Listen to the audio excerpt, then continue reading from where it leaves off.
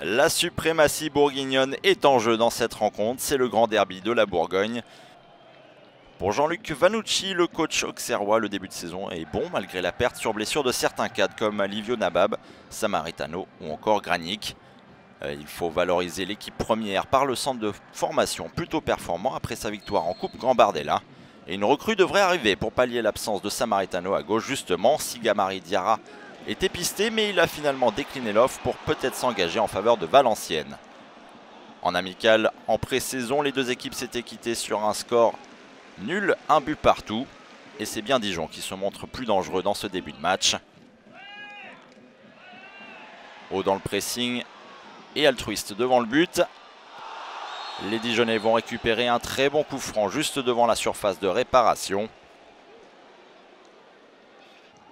Coup franc que frappe le défenseur William Rémy et il transperce un mur qui était plutôt fragile. Sur le coup, vous allez revoir, Donovan León avait placé quand même pas mal de joueurs, mais c'est bien fort et dans l'axe que Rémy parvient à tromper le portier. Rémy déjà buteur le week-end dernier pour arracher d'ailleurs le match nul dans les toutes dernières minutes face à Nîmes. Dijon poursuit sur sa lancée et attaque encore une fois, centre venu de la gauche. Et une frappe finalement un petit peu trop molle pour inquiéter Donovan León. La saison dernière, les deux équipes se sont rencontrées 3 fois et bilan de une victoire partout, dont une en Coupe de France pour Auxerre et un nul à l'arrivée. Mais aujourd'hui, c'est bien Dijon qui est en forme et Auxerre concède beaucoup trop d'occasions pour se montrer dangereux.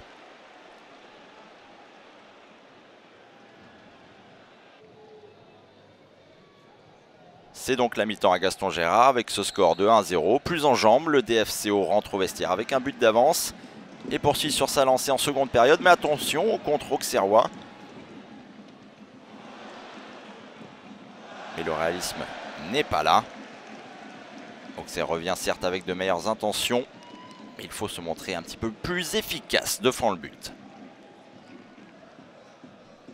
Dijon repart alors à l'attaque et tente une réaction.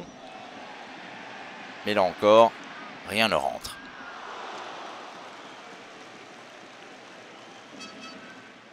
Clairement, le DFCO a la main mise sur le jeu, mais Tavares se montre un petit peu maladroit.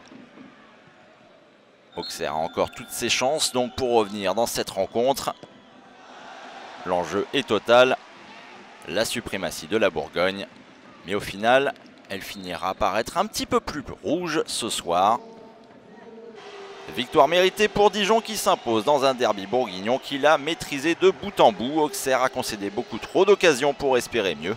Et Dijon clôture cette 4e journée en s'installant sur la 3e marche du podium avec 8 points.